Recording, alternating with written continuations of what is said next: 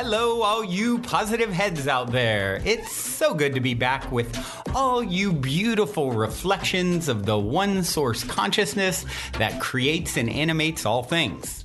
If you're new to this podcast, of course, we are super happy to have you here, and we just ask that you bring an open mind and heart to your listening experience and to be prepared to explore vantage points that I'm convinced will help shift or solidify your current understanding of the ultimate nature of reality. While listening, you'll be exposed to inspiring, empowering, and unifying perspectives that I'm highly confident will yield stellar results in your life if you opt to try them on for size. Also, at optimistic.tv, we have officially begun releasing the first few episodes of our new late-night style, consciousness-elevating video variety talk show, Optimistic, which features live visionary art, soul share interviews, retreat guests here at the Mystic Manor, as well as live musical performances. I'm also super excited to announce that we are currently making plans to release the rest of Season 1 on my personal favorite online streaming service. So stay tuned to optimistic.tv to follow the unfolding development of this exciting Optimistic expansion, as we'll be posting more info and release dates there soon. And in the meantime, be sure to check out, of course, the first few episodes at optimistic.tv as well.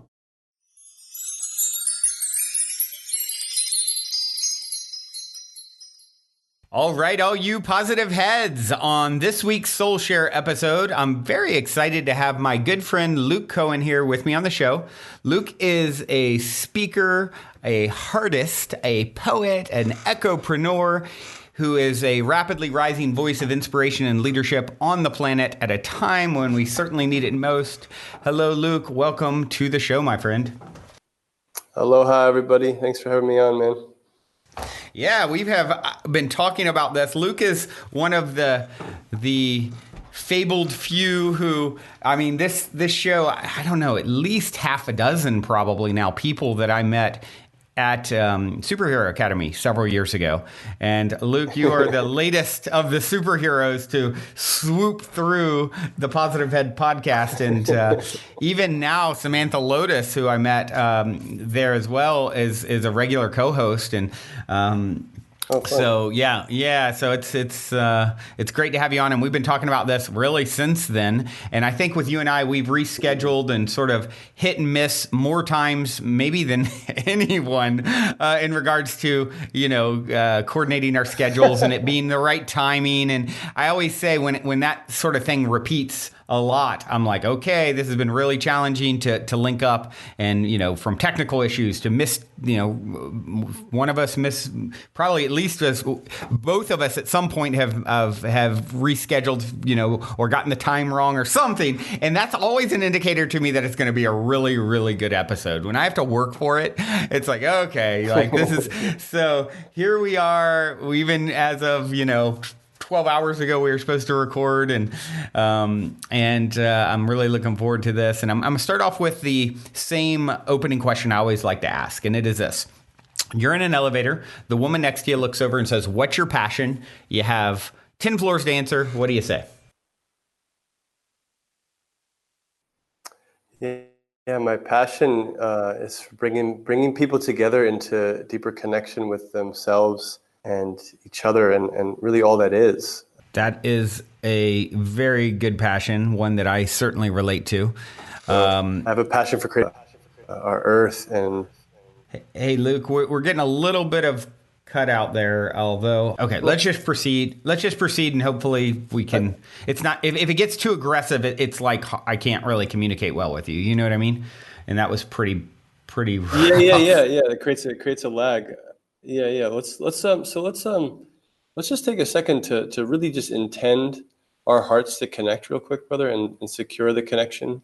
And just want to ask for all, like, any interference energies, anything that would want to prevent the awakening of consciousness on the planet to just be completely removed from the field between us and anywhere where you are in LA and some of the collective stirrings right now, that we ask for this secure channel to really broadcast from. And we ask for that full divine intervention now. to secure this channel and amplify this message and this channel for the support of all beings. I love that. That's such a power move, and it worked. I mean, everything you said came through completely clearly. Now that we've called in some divine intervention to make sure that this communication can happen, and of course, you're in Bali right now, right? Yes. Yeah. So we're a bit away. I'm here in LA, and so why don't you share, Luke, a little bit or as much that seems relevant of your backstory. I always like, and the listeners, of course, love to have some idea of how you landed, where you landed, doing what you do, all the magic you weave in the world. Tell us about Luke. Yeah. So essentially for me, I had a full-blown healing crisis when I was 22, my last year of university. And so I went from being a very agile and, highly competitive athlete, martial artist, and basketball player and runner to basically walking with a cane almost overnight. Wow. And that was quite devastating for my young personality and ego at the time, because I had this internal conflict between the parts of me that wanted to be wholesome and wanted to better myself. So it's before personal development was a popular thing in the world. Just it kind of intuitively wanted to be, strong and powerful and healthy because of martial arts. That was kind of my intro to spirituality. And then I had the self-destructive side, and that dichotomy was quite strong. And there was a lot of extremes. And so I would play like 10 full court games of basketball, get home, eat like a shitty college cafeteria meal, go to the gym, lift, spar, grapple, box, and then go boozing and blowing lines. And it basically caught up to me. I didn't know that I had a hypersensitive nervous system. I didn't know I was empathic. I didn't know I had all these gifts as a intuitive, because I had numbed and shut them down to cope with my realities. And so there was a combination of things that kind of led to this breakdown. But that's definitely a big part of it. And the flow states that I would achieve through basketball and running and martial arts were like my healthy out, whereas, the other things were maybe not as supportive as an out. And so I really felt like my healthy vices were kind of ripped out from underneath me, and, went into a bit of a depression and had some, what I call grace from the universe, some divine intervention, if you will. And I was actually drinking tea one day in my apartment, and I was sitting with this cast iron teapot that I had bought for myself for my 22nd birthday with a gift card. and I'm sipping from this cup of tea, and I just drop into what I call the living stillness of the universe. It was pure stillness, and it was irrefutably and significantly more profound than any flow state that I had ever found through movement. And I found it sitting. And I dropped into some timeless state there. And during that spontaneous meditation, I woke up a feeling inside me, and I woke up a memory of being a Taoist hermit in a past life. Wow. And wow, that stream of my consciousness kind of jolted me awake. And in the coming days, I would only describe as like, my soul and my conscious will kind of merged. There was a full commitment and clarity and consciousness that happened, and when they merged, I could see where my soul had been in the background of my life, my entire life up until that point. And then when we merged, it was like my life completely started to get swirled and go through rapid change, and started my journey of synchronicities and mysticism and apprenticeships that have lasted over the last 14 and a half years. So that was the starting point. Wow. And that was 14 years ago, you said? Yeah, about 14 and a half years ago. Okay. Wow, that's that had to be pretty shocking to a young guy who wasn't really, tapped into. Were you even like, sort of, had you opened up to the idea of, reincarnation or parallel lives or any of that at that point? I think, I had some peak experiences with psilocybin, and I had, glimmers of moments of soul expansive consciousness. I did Outward Bound in high school, and did a solo in the forest there. I had some moments of, spiritual experiences, but there wasn't enough context to Yeah. know that I was in an initiation. And it was really the combination of that and 9/11. So, just to weave in another important part of the story to give context to everything that we might dive into is I lost my brother-in-law in 9/11, my freshman year of college. And Oh, so well. really the accumulated grief of those 4 years, not having a culture for grieving, suppressing all of it, and going deeper into amplified all the dichotomy. I truly believe that was a big part of why my body broke down. And so that was really, I didn't know it at the time, but that, like, 9/11 was really where my journey started, even though 4 years later was when it sort of catalyzed into a physical manifestation. So, where do we take this conversation? There's so many cool things that you are working on, and that there's so many places to sort of steer. We also have what's happening in the world right now, of course, with Sure. all the riots, and all the I would say, in a sense, the crumbling of the old regime. The system is hemorrhaging. Sure. And as someone who really is hyper focused on, stepping into the next iteration of, humanity and the world, we certainly can go there. I'll put it in your court, since you played a lot of basketball.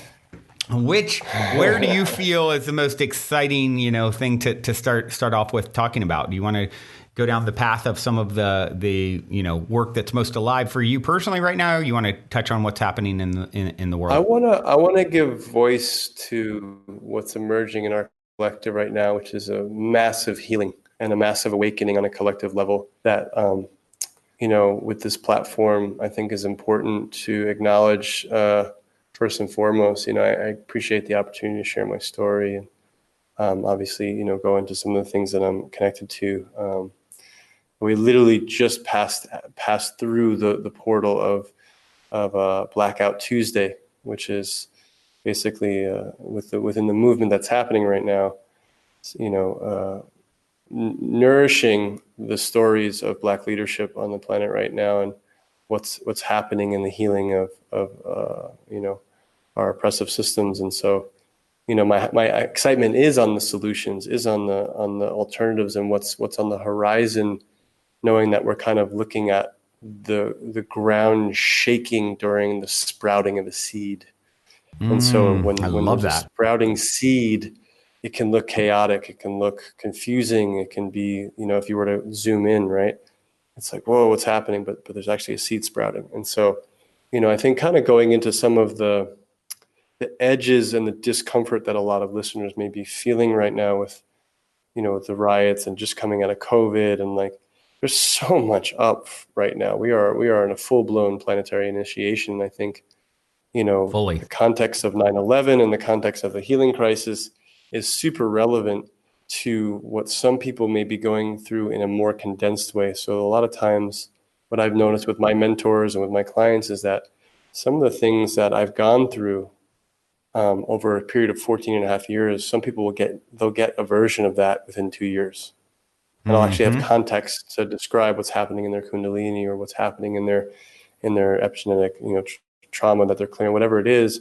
There's different varying souls that are getting stirred awake right now. And sometimes it takes a massive pattern interruption to Yeah. shake us from our slumber, right? And so I think what's happening is the level of to in order to come to a fair and just and true unified planetary consciousness, we have to start by addressing where that's not actually, where the systemic distortions, all the things that are surfacing right now, all the pain and struggle of indigenous and people of color, their struggle.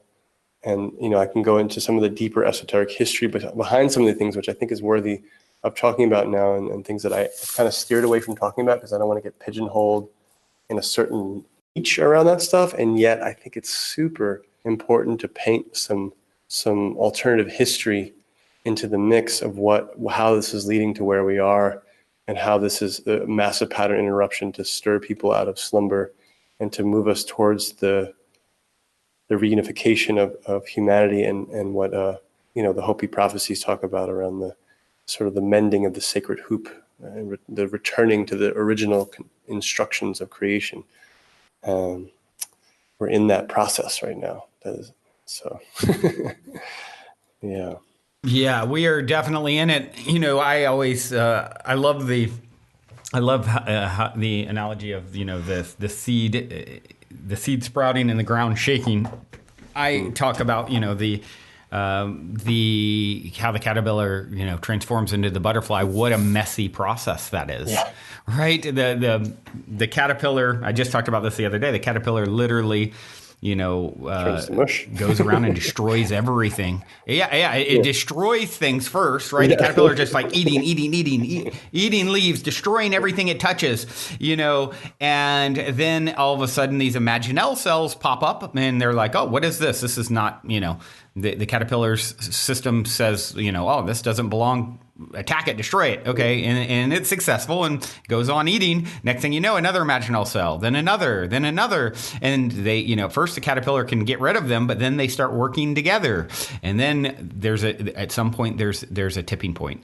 And this is when everything starts to really change for the caterpillar. It starts, the caterpillar cells ultimately turn into a goo, a mush, like you said, and all the pain and destruction that caterpillar participated in now becomes the fuel for the imaginal cells. That mush turns into fuel that then leads to the metamorphosis into the butterfly.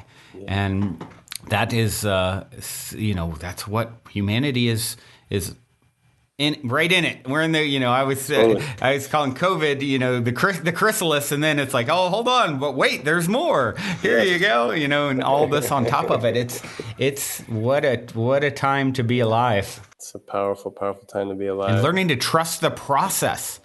That's the thing. There's so much fear out there. If it's like if you can trust the mystery, trust the process, it is all ultimately happening for a good reason, I believe, with every cell in my being. And if you can get into a place where you're saying, okay, this is messy, this is the caterpillar probably is a little scared too, right? If the caterpillar consciousness can experience fear, and it's ultimately this messy process is leading somewhere beautiful, like you suggested. I truly believe that. Yeah, I love the analogy of the imaginal cells and the birthing of the butterfly as a metaphor. I'm actually releasing a video on that where I tell that story and go into what I call the new Renaissance, and what I believe is what that butterfly is, and that journey of consciousness that we're taking, because it is the journey into the unknown, because we have to leave behind the old identities of who we thought we are and what we identified with. The caterpillar has no construct of the butterfly in its orientation. Right. There's no way to even conceive what it's becoming, and that's the journey we're taking as a humanity into multidimensionality. That journey from being identified with third density and moving into fifth dimensional, sixth dimensional, higher dimensional awareness is like that journey of caterpillar to butterfly for humanity. And we have to pass through a lot of that density, that alchemy, like we're seeing right now. It's there's trauma being healed. There's trauma up in the collective. There's deep pain that's gone unacknowledged, that hasn't had the empathy it needs or the light of connection it's needed to start to heal. And that's what we need to heal. We need the light of connection and empathy for those deeper traumas to be able to shift and transform. And so once that starts to shift and transform, and we access more of that higher dimensional energy, we have a resource to create beauty. We naturally want to create less suffering in the world. We want to help alleviate suffering in the world. We're willing to take a stand for injustice. These types of things are actually overflow with a kind of effortlessness once that energy is fully online, because it's an evolutionary impulse to better the lives of others and have the soul's experience be reflected through more beauty in the physical environment, and how that can actually, the manifestation process is increased and expedited through that higher vibrational resonance of someone's being. Like it starts, the feedback loop starts to change. And so right now we're getting a feedback loop that is the feedback loop of the stirring of the slumber, like the wake up call. And so it's easy to focus on the negative and get kind of swirled in some of the collective pain. A lot of people are sensitive and don't realize that they're actually having an empathic experience with the collective pain that's surfacing, or what's happening is stirring a timeline or stirring an epigenetic trauma in their nervous system, and all of a sudden that they're processing an unprocessed emotion of their ancestral lineage, say from World War II, Right. or from the Trail of Tears, or whatever is alive in the lineage. So what's happening right now within the Black community and people of color communities, like there's a lot of that, again, unacknowledged trauma by the collective. It's life is saying we need to collectively look at this to create a whole wholesome new earth on the other side of this. We couldn't continue with these systems without passing through this process. Right. And so well said. And it's, one of the things I think that is a sort of a stumbling block for everyone to really be aware of during this process is, as the upheaval happens and the metamorphosis is happening, there's going to be, people that, people try and make it a lot of times black and white. Pun intended, no pun intended, yeah, right? Figuratively and literally. But people try and make it black.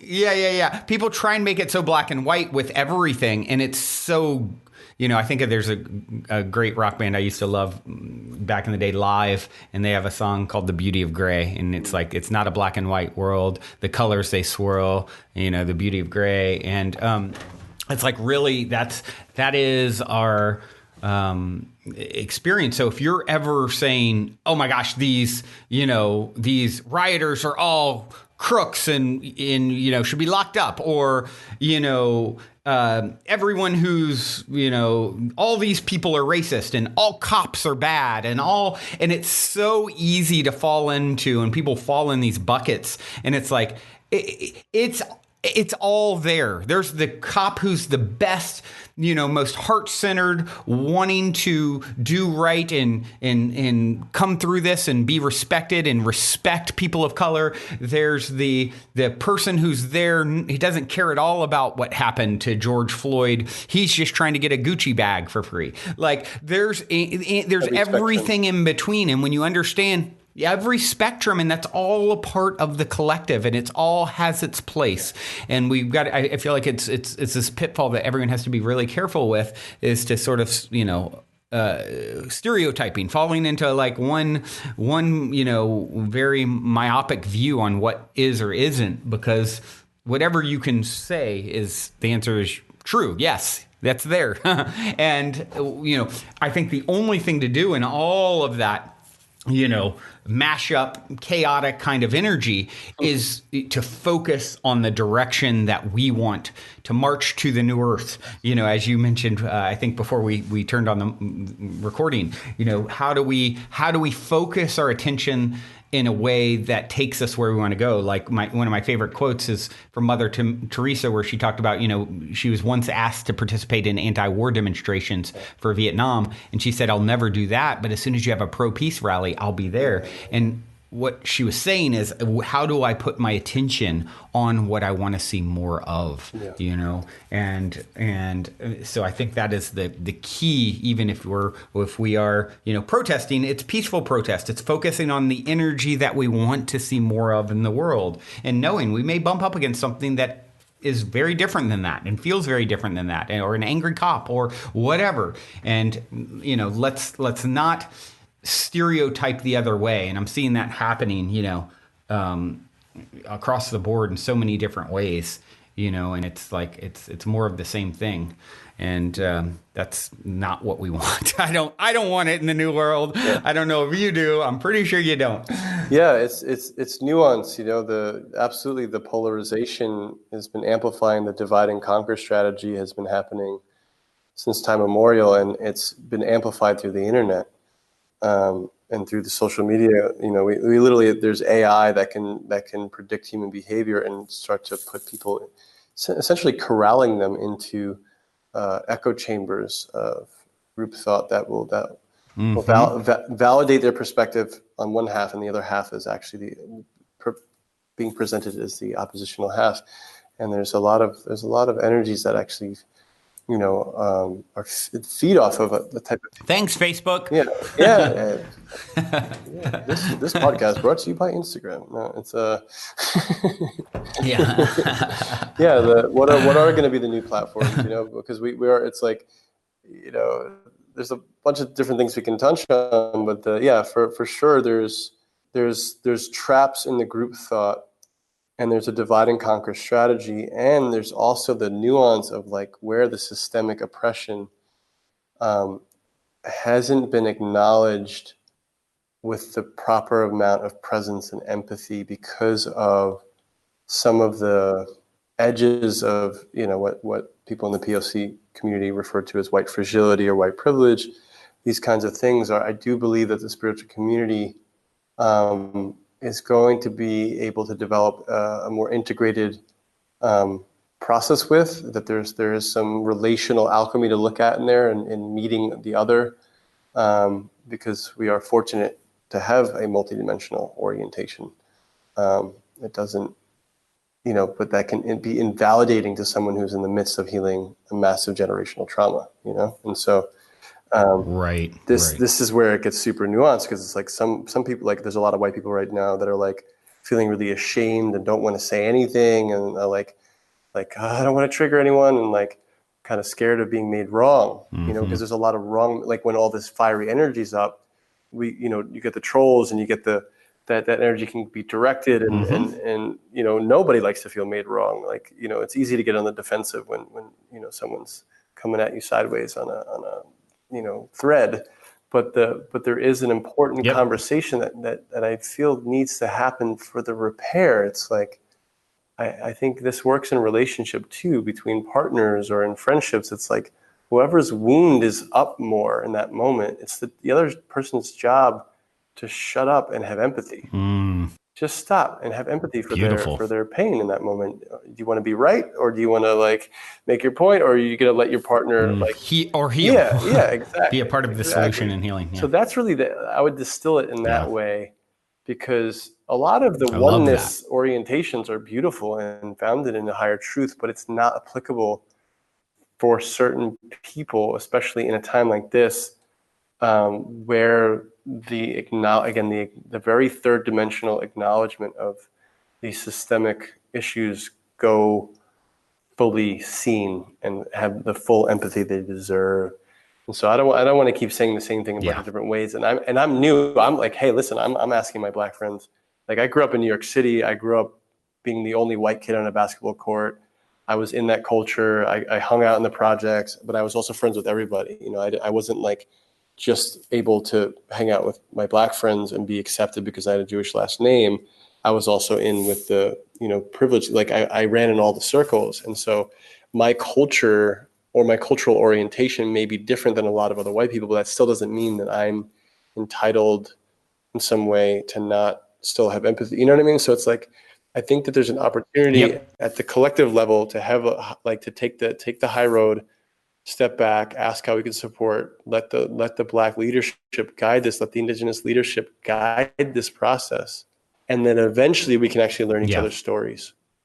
And I can actually hear they can hear your story and your awakening or your moment of suffering and pain or loss, that all the things that make us all human, we can get to that conversation, but we have to pass through this initiation first and allow them to have some of that. This is their time for their voices to be heard and to be supported. And I do think that there's a large campaign or psychological warfare, psyops, if you will, that pulls people towards the focus on the looting and the rioting and all these things that invalidate the peaceful protests and pull energy away. And then they accidentally become a policing proponent of the old system, as opposed to letting it it crumble. Let it go through its process. Let the imaginal soup, do its thing. And let's start to focus on what the solutions are on the other side of this, which is,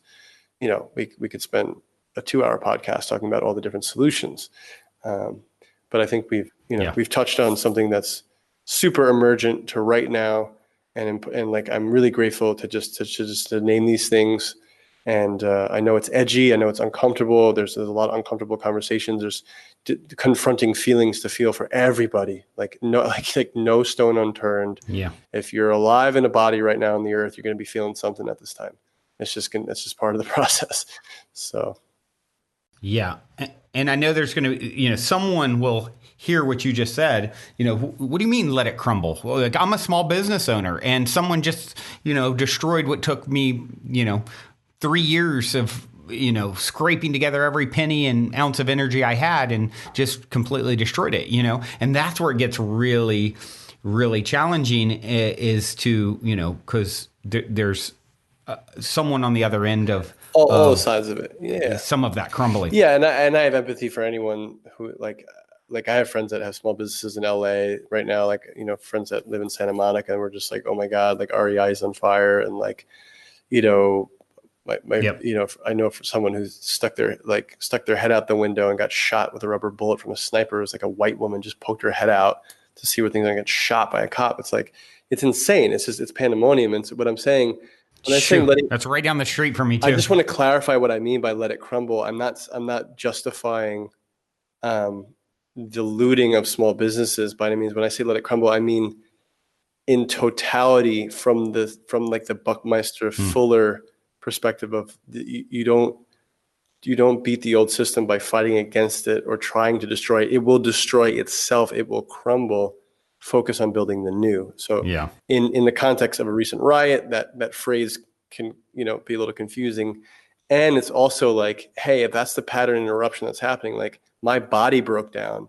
I didn't like it at the time. It took me at least 3 years later when I had, certain experiences and peak experiences to look back of like, oh, that's why that happened.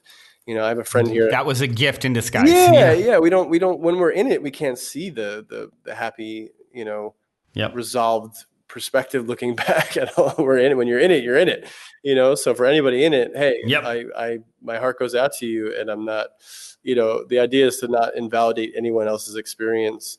Like we don't that's what happens when a lot of people are in process and they're hurting. They need empathy and they don't even realize that they need empathy. And so they'll default into making others wrong or try to invalidate other people's experiences as a desperate attempt to try to get empathy for their experience. And this is where a lot of that clash happens online. So yeah, right. Yeah, well said. Whew.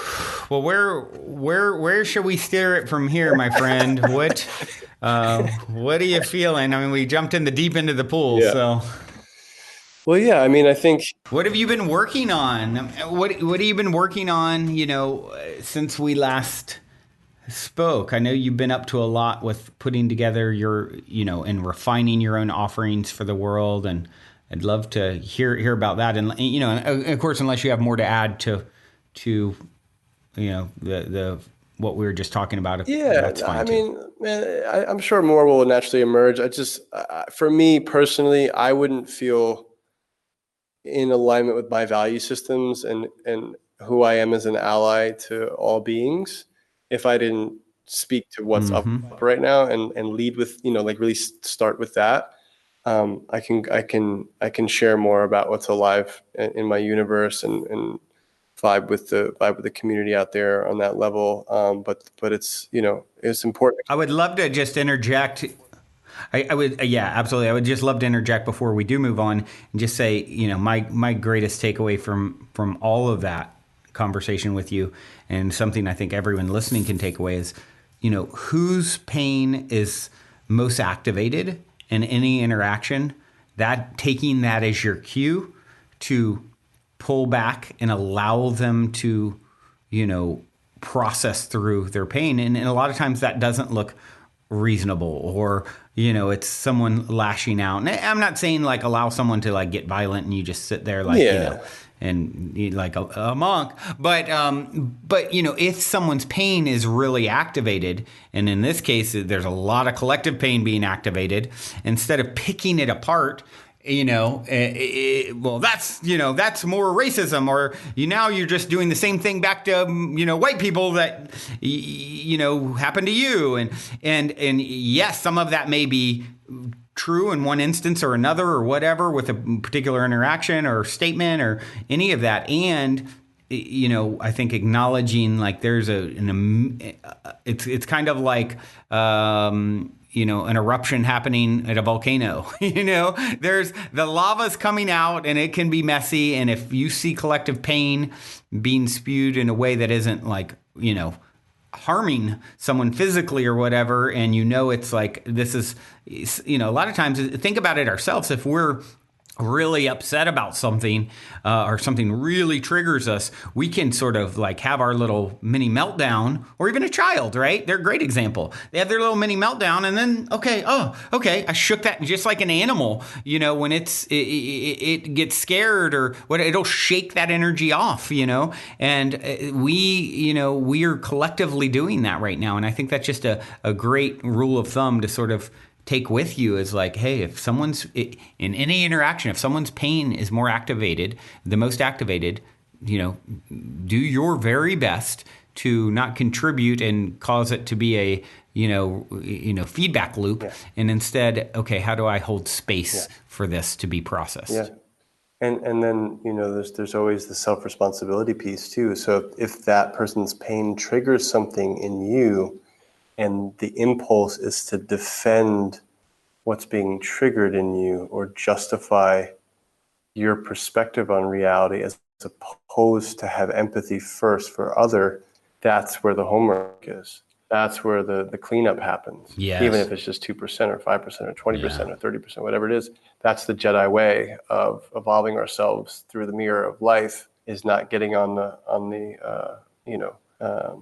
the affrontive, but to be enough in the reflective to say, okay, what is this stirring in me inside my own internal process that I get to take full self-responsibility for? Okay, I know that I'm not a racist, but have I been an anti-racist? No, I haven't. Maybe I need to be more proactive and actually be anti-racist. And that's what my Black brothers and sisters need of me right now. It's not to just not be racist. That's default setting. Great, you're not racist, great, but you can do more. That's kind of like, it's like, what's the refinement right now that's being asked for us as a collective? There's refinements, and there's really the individual ascension process. Each soul is going through something that is life is asking them to meet a new edge, is to move through a set of feelings that have never been fully felt at that next level, or whatever it is, an expansion into a higher state of perspective, whatever that individual ascension process is. There's the individual, and then there's the collective ascension. There's a planetary. So it's always going to be nuanced, and yet some of these archetypal signatures are universal. Like there's big universal themes up.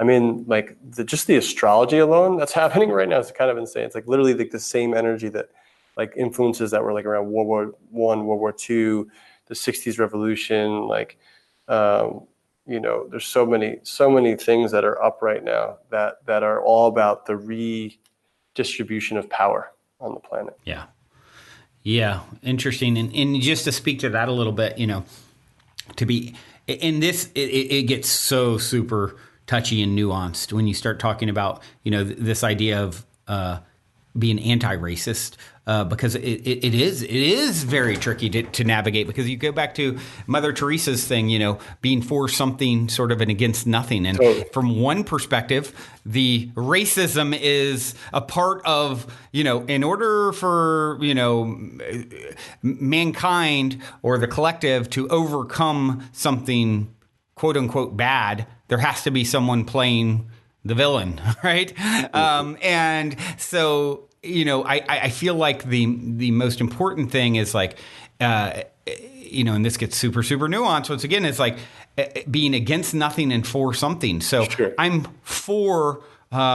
for jokes that are not in any way energetically bringing down or demeaning or adding to the collective pain of another race, right? And I'm no longer going to, there's a bunch of white people around and someone made a joke that probably wouldn't have made if there was someone black standing here, and I'm, whatever, no big deal. It's like, no, dude, I'm not participating in that, thank you.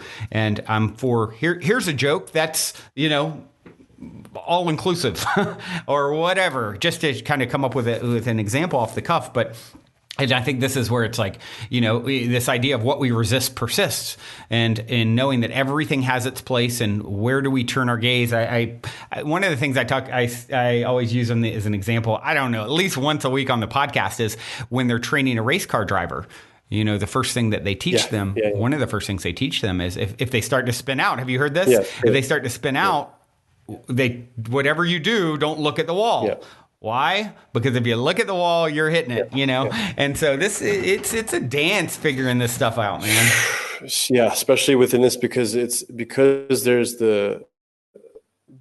it's like this, like I said, for me, the individual to collective ascension process, like someone could be existing in a very high level of multidimensionality and be interacting with someone who's not experiencing that part of their energy yet, or their soul. And so they're having it's like the difference between a Newtonian scientific orientation and a quantum scientific orientation. A lot of debates that happen that never meet eye to eye. It's like one person's like in a quantum reality and they're like, this is how the universe works. And it's like, it's love. And you can influence reality through the quantum field. Right. And the person's like, no, there's gravity. Like, what the fuck are you talking about? And so it could become right. Fundamental worldview difference. And you're like, apples and oranges. Yeah. And when it comes to race and all this stuff, like I said, I'm freaking new. Like, I'm going to be taking this course that my friend recommended just to because I want to be a good ally.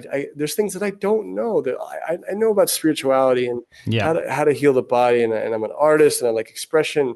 And so I just in my own thought leadership, feel a sacred responsibility because of my privilege, even though I grew up in the ghetto for the most part, on the edges of it. And in that culture, I still want to be educated. I still want to learn more ways that I can be of service, and the best ways that I can serve that are true and authentic to me, because some of the POC stuff feels a little contrived and there's natural resistance to doing stuff around it that I don't know, it doesn't feel authentic for my expression, but there's still things to be aware of in that sense of taking self-responsibility, or being noticing patterns that don't support the shifting out of an oppressive system that only works for a certain percentage of the population. And so talking in terms of new systems and going on this journey from game A to game B, I do think this is part of that journey from game A to game B.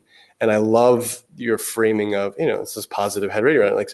What's the where are we focusing our energy? We know the anti, or the, whatever that is, okay, maybe that's not the language. We know we're for this. We're for equality. We're for non-oppressive systems. We're for equal opportunity. We're for, a world that works for everybody, that serves all of life, that truly works for everybody. And so if we're going to take that journey from game A to game B, this addresses every fractal of our society, which is made up of individuals, and only individuals have are the ones that are going to change their consciousness. Something like Osho said something like that. It's we all, all these big strokes of archetypal themes. We look at society and we use this word society and institutions, and we throw these things out there, but it's made up of people, individual souls. So how do we, if we're this really if we're in the shared context and in the shared reality that we're amidst a planetary awakening, and we can agree on that, and then we can take those steps towards, okay, what does it mean to be in co-creation with the quantum field? What is it like? We can start to have those more, spiritually inspired conversations as we cross that bridge together, we make that journey from density to multidimensionality. But again, because of what's up, there's trauma and there's density, and so it's like, oh, this is freaking uncomfortable, man. And it's the same thing with our own processes of ascension. Like, there's a lot of ideologies around how awakening is supposed to look, and it's rarely the way that the ego construct projects it to look. There's going to be some messy stuff that happens that we can't control in the healing process. Right. Absolutely. And, you mentioned the Hopi prophecy. It's like, it's one of those things that's a great light to look to, as some of these, prophecies across many different cultures where, from the Mayans and, all across the world, like, we are going into a new era, and remembering that. Don't get too caught up in the moment of, you're in the gym right now and you're on your third rep of, third set, 10th rep of, pushing the most weight you have ever pushed, and it hurts, right? And so, and it's going to lead to, a more fit, healthy, well-adjusted body. Resilience. And so, yes, exactly. And pushing beyond those boundaries. So let's talk a little bit about some of the stuff that you've been up to that's, in line with, not so 3D focused as the conversation's been up to now. Yeah. And, I know quantum healing is something that you're passionate about. Sure. And, what have you been up to?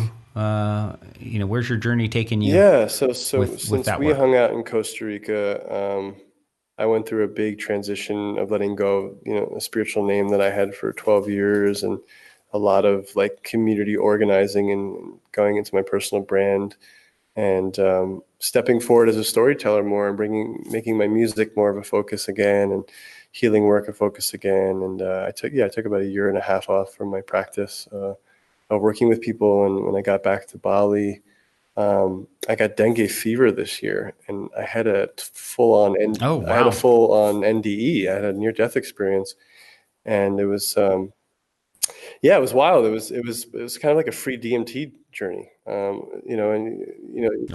You unplug the Wi-Fi. Who'd have thunk? Like what you get that from, like a mosquito or something down in South America, right? Yeah. Well, in Indonesia too. It's a thing. So who needs DMT? Just go to South America and call in the mosquitoes to bring. I was like, I unplugged the Wi-Fi. You had an NDE in that process? Yeah, I had a full-on NDE I left my body for about almost 2 minutes, and my partner brought me back. And when I came back down, my guides were like, all right, you need to start doing healing work again for like leaders and people, and start making workshops available again, and start coaching again. Your hiatus is up. It's time to help secure the timelines and bring people up to speed. I was like, okay. And I had no more fear in my body. Like, I was still on some subtle levels kind of grappling with like 5G and like what's going on in the world. Are we gonna make it? And like all of that was gone when I came back. It was like I got the full upgrade from heaven, and brought up to speed and sent back down, like to kind of tether heaven here a bit more. And it's been pretty cool since then, to be honest. And the dengue upgrade. The dengue, shamanic dengue initiation.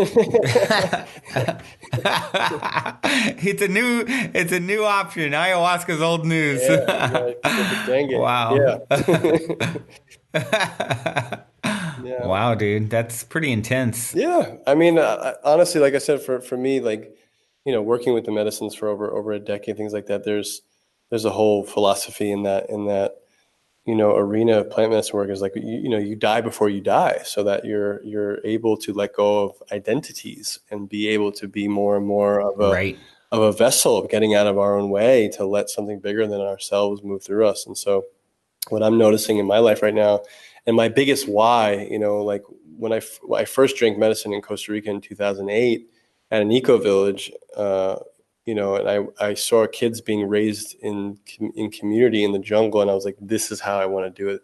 This is why I'm on Earth. I have to create something like this and help get these everywhere. And so that's part of the culture that I feel that I'm here to help usher in on the planet, is a culture of eco villages, of initiatic temples, for these kinds of soulful awakenings, and to help secure a culture where these children that are coming into the planet right now, just by their presence alone, being in a body on the earth, will shift the magnetic grids of Gaia forever. Like just them being in a body is enough to change history. And we're preparing the field for them to have these safe, upgraded communities and culture to be raised in, where enough of us have cleaned up our mess inside of our own ancestral wounding that we're not passing on the same freaking stuff to them. And so they're coming in very clear and light, and probably be our spiritual teachers by the time they're 3, or from the start. Right. And that's my big why, man. Honestly, like sharing some of that is for those eco villages. That informs a lot of my narrative. And so right now I'm seeing multiple projects popping up all over the planet. Like the blueprint that I got and the download I got in 2008, people got like last year, this year, 2 years ago, and they're like already manifesting it at a very high level. And I'm just really impressed with that. And so I kind of feel like I'm seeing different flavors, and I kind of look at it as like someone's ship. I don't need to be a captain of someone else's ship, but I might come and bring a part and bring a piece and be like, hey bro, here's the connecting wires for your accelerator, boom. And then like go over to this ship and be like, all right, you need like this optimizer here, and boom. And then, so I'm starting to do that within the eco village movement, and kind of remember I hold an energy of, I'm here for the fleet, I'm here for the fleet, and I have my own ship I'm working on, but I'm really here for the fleet. And I want to hold the energetic and the dharma of our unity, of not being in competition or rivalry or who's going to save the planet first, and spiritual competition, all that, but to really hold the energetic of like ego stuff. Like how do we actually do this together, open source things, heal the divisiveness, very subtle spiritual competitive divisiveness, and really get on board for building the new systems at a higher rate. So I'm really stoked on like new governance and synarchy and things like that. So I'm working on a bunch of eco village projects, internationally, here in Bali, and then really focusing on creating a lot of content. So I'm shooting a lot of videos, we're recording a full album right now. I'm working with a lot of leaders in different sectors at a pretty high level, intimate level on the back end. And the front end, I'm starting to share more workshops again, and a lot of guidance to do men's work. And now, with all the stuff that's going on, a spark back to my original activism days and organizing days to do more online councils. So like getting a lot of my indigenous elders back into the conversation, wanting to get them platforms to bring their wisdom out. So there's a lot happening, honestly, bro. It's the busiest that I've ever been in my life. Wow. Yeah, that's it sounds like you've been on quite the whirlwind journey, and it's only going to escalate. It's so awesome for me to see as well how many people I feel like are getting that same.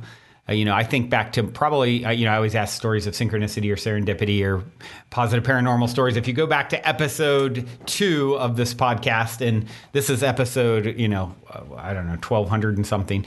But if you go back many years ago to episode 2, I share one of my biggest stories, which is, getting this whole download through very sort of trippy circumstances around creating permanent village infrastructure and having this vision. I feel like, and that for me, that happened in like 2006 or 2005, 2006, where I had this, this whole thing kind of come, and I got so excited about the idea of, creating new new ways of communing and living. And even now, all these years later here at the Mystic Manor, this is my first sort of,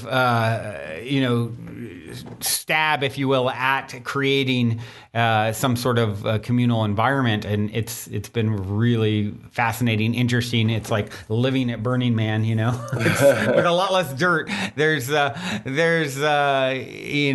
lot less dust. It's it's very activating and transformative and transformational, and and can just be a lot. And I just look forward to continuing to expand into, more, kind of like where you and I met, right? Yeah.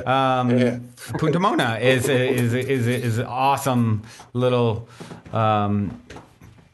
creation there in Costa Rica, where people are, it's just so fascinating to see people living in these ways that are more in alignment with nature and community. It's like, I think one of the biggest problems, you see all this pain in the world. I think a lot of it comes from, us getting out of touch with our tribal origin, the way we're meant to be. We're meant to be tribal and to communal and live not in circular, where we gather in the circle, not sit in the square box. And I don't know the guy who's in the square box next to me, nor do I want to. Like, that's, that is so out of flow and alignment with who and what we actually are. Yeah, absolutely, brother. Yeah. I mean, I worked on a project years ago with a sister, Jamaica Stevens, called Re-inhabiting the Village, and we worked on this series. Yeah, she was on the show years ago, like going way back. I had her on. She's gotten more into the background for a bit because she's had her second child, but she's still a pioneer in terms of what we were working on. We were working on very innovative, like similar events to like the one you and I were at, talking about converting festivals into eco villages and creating more sustainable models. But I love that theme of that book and this idea of, it's like we are in a stage in history where we need to re-inhabit the global village and come back into village culture if we're actually going to survive as a species, because the level of separation and isolation, which is very intentional and is a type of war on consciousness, to bring us into separation with each other, that whole divide and conquer. I know we went to the density of all that, like I barely touched on anything esoteric around what's actually happening with, like the race wars and all of that, like what the agenda is actually behind that. But say that for another time. But basically, like what you're doing. Another podcast. is the separation from nature, man. Like how that's the best medicine. Like every human being, doesn't matter where you come from, like you get them in nature for a bit, the mind's getting quieter, the body's getting into a biorhythm, all circadian rhythm, and just that alone is a game changer. Yeah, all of it, man. It's all there. And so I think as our infrastructural, the old systems do shift, a lot of us will get enough of a pattern interruption to really appreciate it enough to really prioritize it as enough of a focus to be included within all the things that are coming up, cryptocurrencies and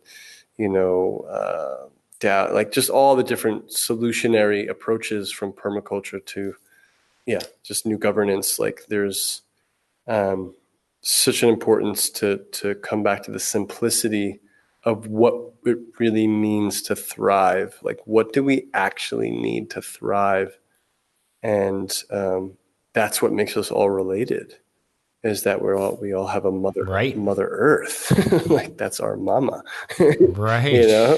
And it's almost like stupidly obvious, and yet we still focus on all these things that we've given all this meaning to and projected all this, satisfaction and fulfillment on, that doesn't actually sustain. And I'm not saying we all need to give up our, entrepreneurial endeavors and live in a yurt, but hey, maybe, that is for some people, a yurt with Wi-Fi and a central home. We've got one of those here. It's not for everybody. Yeah, and moving from survival to thrival, right, is really what it's all about. Yes, indeed. And by the way, I'll throw out real quick, just for anyone who wants to go deeper down the re-inhabiting the village rabbit hole, I just looked it up. Positive Head podcast number 19 with Jamaica Stevens, so way back as well. And back then she's probably on fire. Yeah, yeah. It's and to go back that far, you can in some of the platforms, they don't show it all the way to the beginning, but if you go to positivehead.com, you go all the way back to episode 1. I love it. Just FYI. The archives, man. So yeah, and the other thing that you touched on that I thought was really interesting was in your NDE. You were starting to get caught up prior in a lot of the fears surrounding 5G and things like that, and there's a lot of that people can latch onto. Yeah. And my personal belief with any of it, and I have not looked into it in depth, and part of my approach is with all of that sort of stuff is like, okay, I don't believe there's any harm to me, and I'm not giving a lot of attention and energy to it, and 5G will strengthen me, right? And some people will be like, oh my gosh, that's so foolish, or well, you need to educate yourself, and I get that. Yeah. And I've told the story my whole life. I don't believe in getting sick. I've never been in a hospital. I focus my attention where I want to see more, and I think I'm curious what your shift was from the NDE experience to help you no longer fear those things. I'd say that my 5G fear was actually really big last year with the rollout, and when I went to Singapore, and I was just discovering about it, and I was in full, because a lot of these things tie into the energies around basically the energies that would seek to enslave humanity are behind a lot of these things. And so it's not always necessarily the things themselves, but the energetics behind them that are triggering light workers and people that are that care or feel very connected to the earth. And so I'd say that I purified a lot of that last year, and this year was more, like the remnants of what was happening around the COVID space. And it wasn't a lot of fear, but it was like the remaining fear in my body. And for me, again, this is all nuance. It's like you can go full Newtonian or you can go quantum. And in the quantum space, and this is where I actually asked Bashar a question at Lightning in a Bottle in like 2013 around chemtrails or something, and I got such a profound transmission from him that like. Oh, wow. I was about to reference. I'm anxious to hear it, and I got to just interject because I was literally waiting for you to finish whatever you're going to say so I could share the answer regarding this stuff that I got from Bashar in 2013 at Lightning in a Bottle. So proceed. Can't make this stuff up, right? So, oh man, what a trip. I sheepishly went up to that microphone, and it was like standing in front of, like, energetically in my nervous, it was like standing in front of like a 400-foot Buddha, and I'm asking about chemtrails, and he's like, what does that have to do with the world you want to live in, and proceeded to give me this whole darshan on it. And that night, I felt like I was on DMT. I was getting all these downloads, and basically it fully clicked me over into an orientation in multidimensionality that I was already experiencing, but it was wavering in. And because I had an experience, I'll share a peak experience that will tie into this, that feels true because of the listener base that's here. So in 2011, I went through like a pretty challenging breakup and was in Costa Rica doing some work on myself. And I was meditating every morning. I would like wake up crying from my breakup and like pull myself out of it and sit up and meditate. And this is a time where, this is 2011. This is like the time where my guides actually like consistently started to talk to me and like transmit, energies to me. And one day they brought, like, no medicine or anything. They brought me out of my body and up to the source point origin of where I chose to enter into a human experience as a being, as a soul. And they showed me all of my lifetimes simultaneously, like a topographic map. And it was so intense. Whoa. And they were like, it was like little islands of energy, and like where it was like 100 incarnations around one emotion or one lesson, and I'm feeling this all simultaneously, like fully kind of like a psychedelic transmission. They were like, all of that is for this lifetime. Like, you're going to be drawing all that energy back to you, taking the good, leaving the bad, utilizing the gifts, and releasing the distortions. And they're like, all right, you ready? And they shot me back in, and I had like a Kundalini for like a half hour. I was just laughing and crying. And when I got up out of that experience, I could perceive the Akashic records after that point and would see karmic things. Like I would see, like in my own life too, like when I'm passing through this I'm passing through this karmic lesson right now, or that person, like, here's this person's core Right. karmic lesson that they're in right now. And that like started to inform my healing. So Yeah. long story short, something got opened then around like this non-linearity to lifetimes. We think about past lives. They're actually all simultaneous. And so, Parallel. Yeah. parallel timelines. And so by the time I'm standing before Bashar and I'm like, dude, like, what's up with these chemtrails and how do we, this fear of the reptilians and all this stuff. And Yep, that was the one I heard him talk about, the reptilians. Yeah. And so on that day. where I ended up going was that there are infinite parallel dimensional realities, versions of Earth. And so we each have to orient to the version of Earth that our soul is ready to and wants to experience. And that's actually how powerful we are to shape the timeline that we're moving into for ourselves and the collective. And so there was from that point on that I took self-responsibility to start to clear out all the victimization from my nervous system that would pull me out of the highest timeline and towards something darker and fearful. And it doesn't mean that the fear just, it's finally resolving now in my life at a point where it's just like it's very rare that I'm in my victim, very, very rare. And because it's the consciousness, and that's what they're actually trying to do right now, is to bring enough people down into density, into fear, into shame, into polarization, that they lose connection with their multidimensional self, which can shape the narrative, can shape the timeline for humanity. And so this orientation with 5G, with all these things, everything that the dark does, every agenda that they try to roll forward expedites our ascension process when we fully alchemize it. It actually becomes rocket fuel for our embodiment, for our awakening. It purges the victimization out of our field. It reorients us in the truth of ourselves. Caterpillar goo. Infinite divine being. And they are the shock factor wake up call of our awakening. Yeah, I love that, man. That's such a beautiful way to frame it. And, it really is. It's just like once you understand everything is happening for you, not to you. It's like, oh, okay, so what is this piece that on the surface looks like medicine and not tasting good? And okay, my job is to seek the diamond that the lump of coal is meant to ultimately transmute into. Totally. Yeah. Again, when you're in it, it's not very fun, but leads to better places. Yep. Yeah. Well, I mean, what is it? They say coal. What is coal? But or hold on. How did they say it? A diamond is coal that held up very well with pressure. You did very well with pressure, something to that effect. And it's that's us, right? And so how do we?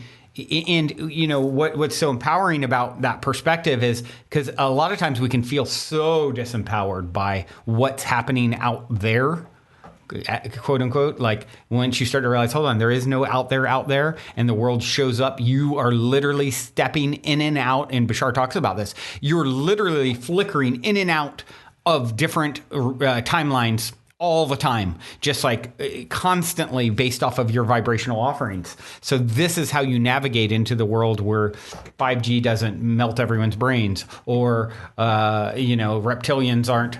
That day, I recall a person standing up and asking, like they're in a very fearful state. And I don't know, maybe that was part of your question because you mentioned reptilians. I don't remember who the person was, but they were literally there was a video at one point online for years. I don't know if it's still there, of Bashar answering this question. And I'm like sitting immediately under him, like, in front of the stage, me and my friend, you can see my umbrella open with sacred geometry on it and stuff. And, but someone stands up and it's like, me and my partner have had an experience with some reptilians and we're just shaken to our core. We're so scared and we don't know what to do about it. And, and this is where he went into explaining. He's like, what you got to understand is when you give that fear, that's the invitation. That's allowing it in. When you are not in a state of fear, it can't even see you. You become invisible in a sense to this thing because you're not in resonance with it in any way. So it can't enter your field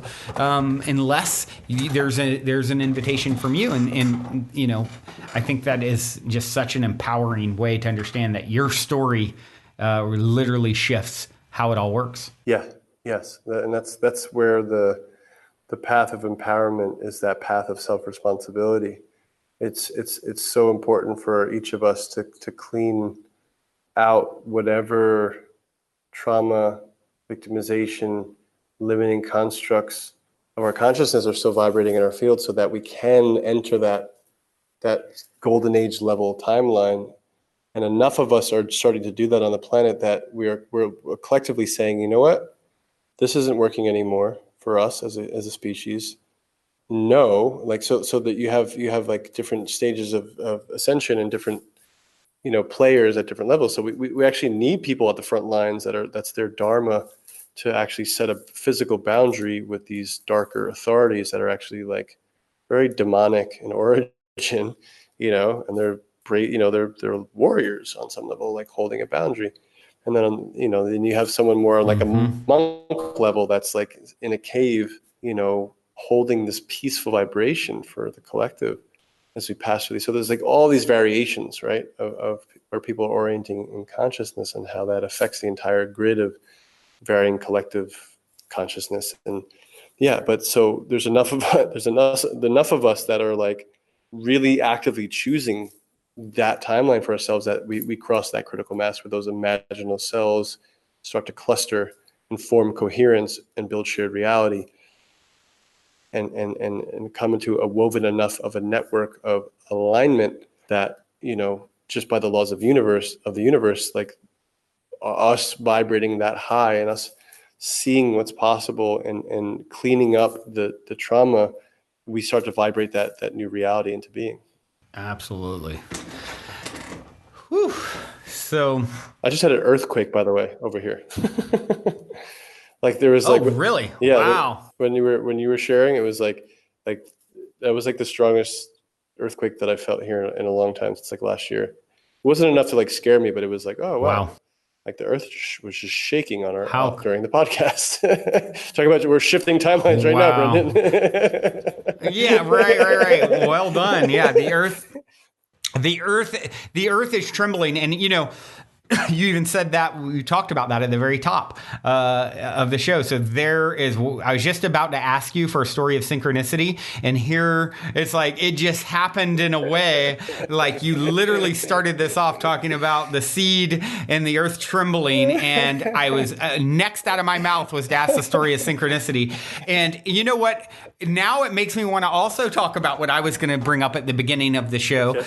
Wow, chills.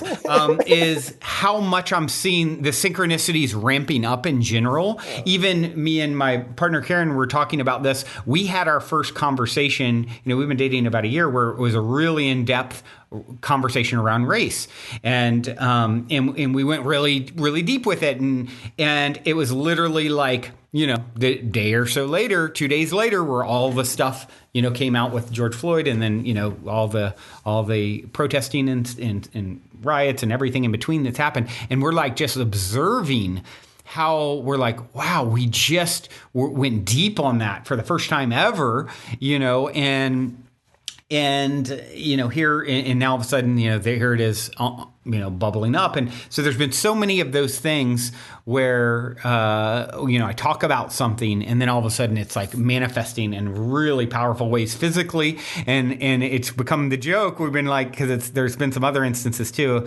in the last month or so, where it's like, oh, we got to really watch what we're saying, watch what we're talking about, because, you know, I talked for a long time about, you know, I would say I feel like a good virus, you know, just like jokingly or whatever. And then the day I release my new show, Optimistic, is the day the virus had LA, you know, go on lockdown. And I'm like, wow, okay, I need to like maybe choose a different word, or maybe it's the yin and yang thing, you know? And it's just really interesting when you start paying attention. And I think more of these sorts of, I think that is a big part of the ascension process. There's a great video out there. Have you seen this video on YouTube called We Are From the Future? I think so. Is it two kids talking about it? Like looking back at, No, no, or no, it's not. It's talking about how the miracle of how light gets to the core of living, like plants and everything, and it just talks about how we're going to. It's really inspiring and powerful. The way it's edited together, and I recommend it if you guys go and search "We Are From the Future" on YouTube. But it talks about how as we're ascending, we're going to come into more of our ability to manifest in real time. And it's going to become, basically a war for, creating, heaven on earth versus the quantum field versus is so activated that everyone's realities are manifesting simultaneously. That whole, I think Alicia Carlander showed me that video years ago, and I loved it. It was so cool. It's really, it's been around a while. Yeah. It's super cool, and that's what I think of. It's like, oh my gosh, we're things happening. We are from the future. If you search "We Are From the Future," it's very inspiring, and I highly recommend it. But that's what it makes me think of. We're in a training ground for as we ascend. It's like we're learning how to manage our thoughts and vibration and energy here in a safer environment where there's lag in manifestation, and you get the opportunity to rethink it. And but as we sort of ascend, whenever you hear even thoughts or ideas about what it's like on the other side, it's like, oh, you think something and instantly it's kind of manifesting. And so I think as this dimension merges with the other side, that's part of what we're getting practiced for. It's like if we were thrown fully into that and we're not ready for it, we'd manifest like nightmares, because that's what we're not able to really manage our power. Yes it's real. Those words or spells, all of it's we're talking about, like, I'm really enjoying some of my closer Black friends that are quite woke are saying, let's stop saying I can't breathe and say I can breathe. Like in terms of the George Floyd thing. Yes, I get full chills when I say, I'm like, yep, shift the narrative, stay in control of the narrative. It just shows how insidious the fuckery actually goes in terms of, like, we're in a multidimensional war on consciousness right now that is very important to orient. And it doesn't mean that you can't have an experience of heaven right now, a slice of heaven in this moment, despite whatever state the world's in. That fifth dimensional consciousness is coming more and more online for more people, and we tether to that, and we get oriented in that as our default, and there's wobbles, and then you get more and more used to the energy. But that like all these things are trying to keep humanity from accessing almost like a backdrop, like it's like that's the default backdrop is this massive frequency of love and co-creation, and like literally they're pulling every card that they got to pull us into fear and pull us out of ourselves and our vibration, get us pitted against each other, and chasing our own tails. And it's really it's like full deceptive psychological warfare on some level, and we have to be really diligent to be in that level of co-creatorship, like you're saying from that video of, like, it is a training ground. There's enough lag. I love that. There's enough lag in the program right now that you can see where you're not empowered, or in what, oh wow, I'm in my victim now. Oh, I can do something about it and pop it, whatever, get out of it, move the energy, get support, whatever you need to do to shift the energy. Like, there's still enough space in the game right now that we actually can influence it.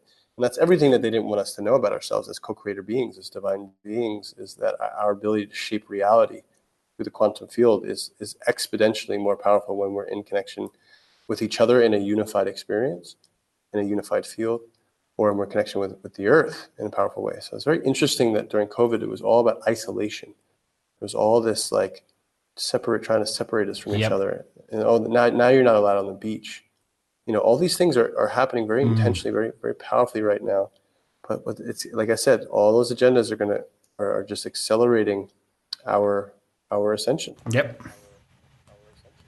Yeah, and I think any forces that may be sort of manipulating to create what they think will be detrimental, or to them it will lead to the results that they want.